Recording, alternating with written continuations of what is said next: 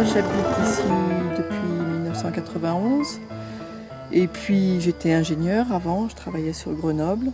En fait, j'ai fait une formation sur les plantes médicinales. J'ai démarré ça en 1999, donc je venais d'avoir ma quatrième fille, enfin mon quatrième enfant, pardon, j'ai pas eu 4 filles.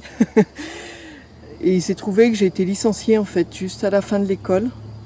Voilà, alors comme ça faisait déjà un moment que j'habitais ici, ça faisait un moment que j'avais plus envie de faire quelque chose en milieu rural que plutôt que d'être à la ville. Et j'ai eu l'opportunité enfin on m'a prêté ce terrain en fait.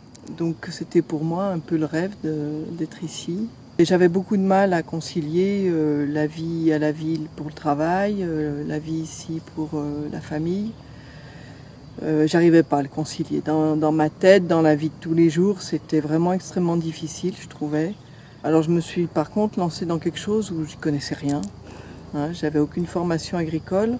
Ben voilà, je suis partie d'un terrain nu. Alors le terrain, après, j'ai pu l'acheter. Vous verrez, il y a une petite grange là-bas. Enfin, c'était le terrain idéal pour ce genre d'exploitation.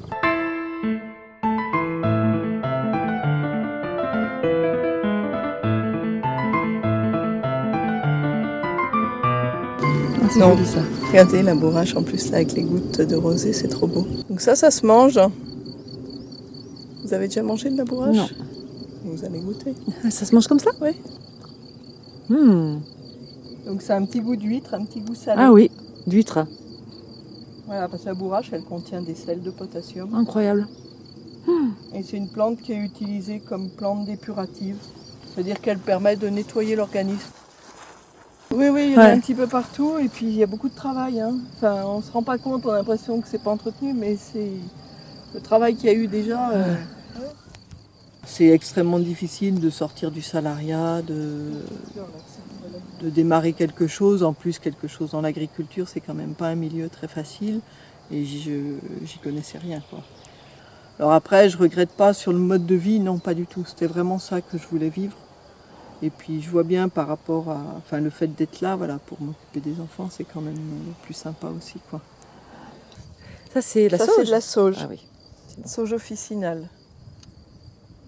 Donc c'est la plante qui sauve, c'est ça? Voilà, plante qui sauve exactement. Bonne pour tout. C'est vraiment la plante des femmes aussi, hein, par excellence. Pour les femmes enceintes, c'est dangereux. Elle est abortive. Hein. C'est une plante qui est très puissante dans le bien, mais qui peut l'être aussi dans le mal. Enfin, après, avec les plantes, il faut quand même toujours un petit peu faire attention et savoir ce qu'on fait.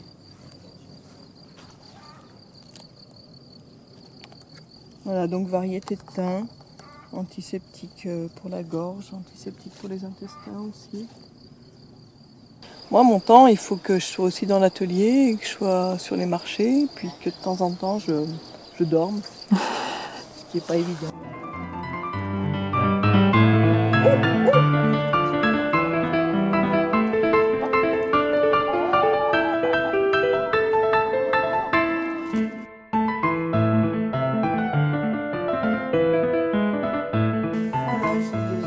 Une fille et une stagiaire. Bonjour. Bonjour. Bonjour, vous êtes bien là?